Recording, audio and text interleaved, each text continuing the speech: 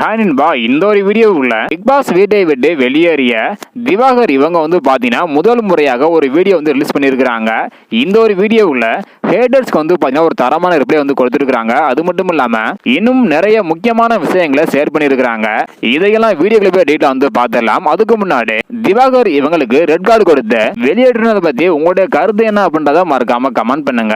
அப்படியே உங்களுக்கு பிடித்த போட்டியாளர் யார் அப்படின்றதையும் மறக்காம கமெண்ட் பண்ணுங்க. ஓகே அன்பா, வாங்க நினைக்கிற வீடியோக்குள்ள பார்க்கலாம். ஓகே அன்பா, ஆஃப்டர் பிக் பாஸ்க்கு அப்புறம் திவாகர் வெளியிட்டுள்ள அந்த ஒரு வீடியோவுல என்ன சொல்லியிருக்காங்க அப்படின்றத டீட்டெயிலா வந்து பார்த்துடலாம். அதாவது, தேவையே இல்லாமல் நான் சாதியை பற்றி பேசுவதாக பொய் குற்றச்சாட்டுகளை வச்சுட்டு வராங்க. ஒருத்தர் வளர்ந்து விட்டார் என்பதற்காக நின்னா குத்தம் நடந்தா குத்தம் அப்படின்னு சொல்றாங்க. இது பொய்யான குற்றச்சாட்டு. பொய்யான நபர்கள் நல்லா தெரிந்து கொள்ளுங்கள். மனிதனுக்கு மனிதன் அமுகத்தான் ட்ரை பண்ணுவாங்க. இதற்கு வாட்டர்மேன் ஸ்டாரை வழிகாட ஆகணும் அப்படின்னு நினைக்கிறாங்க. ஆனா அது மட்டும் முடியாது. எனக்கு நிறைய மக்கள் செல்வாக்கு இருக்கு. ஒரு நல்ல மருத்துவரை, சமூகத்தில் அந்தஸ்தாக இருப்பவரை, தனிநபர் திறமையை அளிப்பதற்கு நிறைய பேர் வருவாங்க.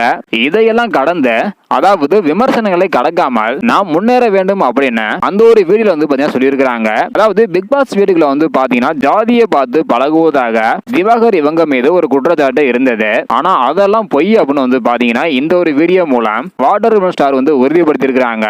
சோ இதை பத்தி உங்களுடைய கருத்து என்ன அப்படின்றத மறக்காம கமெண்ட் பண்ணுங்க. தேங்க்யூ.